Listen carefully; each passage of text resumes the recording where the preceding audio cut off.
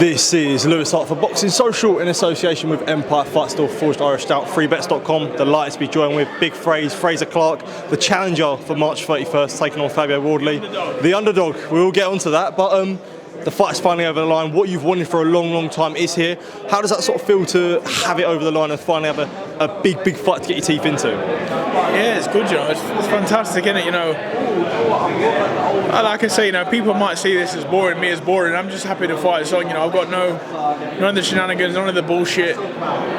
Just a fight for me to go away, get stuck into training, and then come back with come back on the 31st of March with a vengeance and hopefully a great display and walk away with 2 titles. What did you make of the press conference there? He had that top in and about who's the daddy. What did you sort of think of Fabio's antics?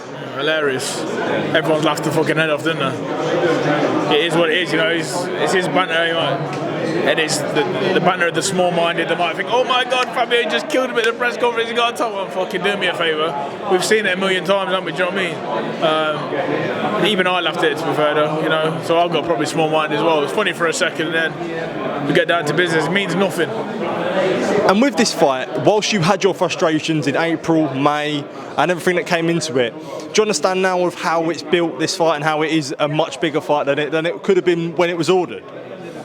Yeah, because if you remember when the day that purse bid got dropped, I think Eddie Earn put the first thing on about like what happened, but it wasn't personal to me. I think it was to the people at Boxer and Sky.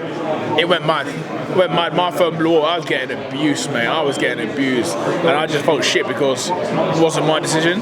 So I had to just take all that on the chin, and I did. And you know, it was horrible at the time. It was a hard few days. I was in camp. I had a hard few days, let me tell you. But I come through it good. You know, thick skin, good people around me, and now we're here. So I always knew we'd get there eventually. And what people forget or don't know is that me ducking, even after the purse bid had dropped, the offer got sent to him the next day to fight me still, just out of the purse bid, just for different money, so there we go.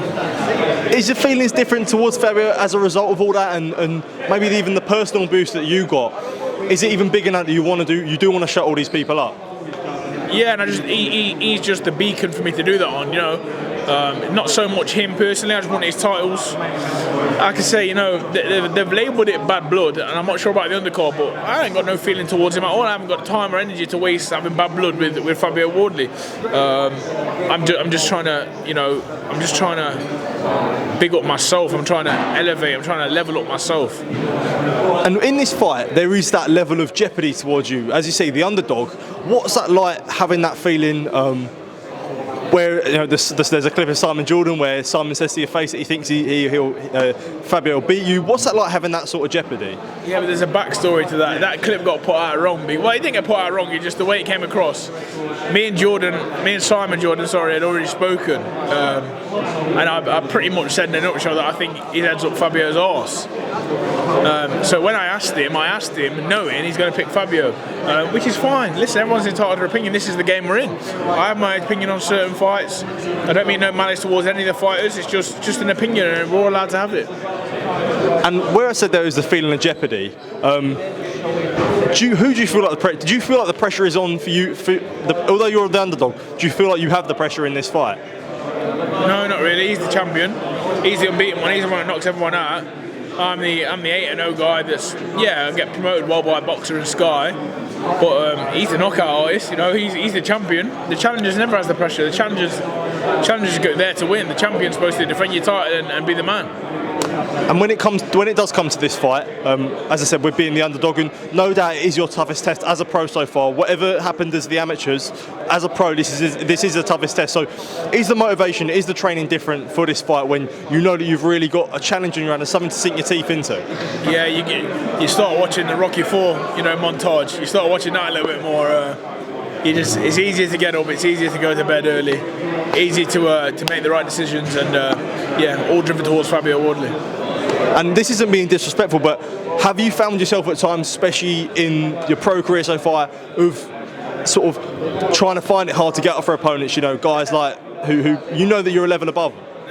Yeah, a little bit, but I wouldn't say that. I just exactly what you said. I'd say probably you know what you're going to do. I mean, like the Sokolovsky one, like I fought him at my worst. I didn't even want to be there, to be honest. Couldn't be arsed. One thing or another was going on in the background, outside of boxing. So got in there and just beat him at my worst, really. Easy, but this is a proper fight, so you got to do it properly. But just the last one from me. I did see online now that you've parted ways with 258, and now with self-managed. What's that sort of like for yourself now? I'm on my own at the minute. The Lone Ranger. Can't thank 258 management enough. For the first year, 2 years of being as a pro boxer, helped me along the way. Got all the respect in the world for them guys. Great company. Couldn't do enough for me, but I felt like I wanted to take a bit more control of my own affairs. As a mature man, I feel like that's something I wanted to do, a challenge I wanted to set to myself. And I've got a lot of people on the phone who I can speak to make good decisions, help me with decisions, big decisions. But like I say, I can't thank them guys enough. And any young boxer, that is getting into sport, them guys are a great outfit to have behind you. Absolutely, Frazer. Really appreciate the time and all the best for March the 31st, mate. Top man. Thank you, mate. Cheers. We need to think of a new advert for freebets.com.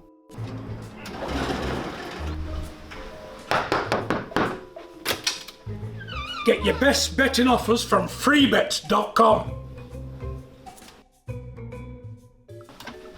Yeah, that'll do. The following deals are now live.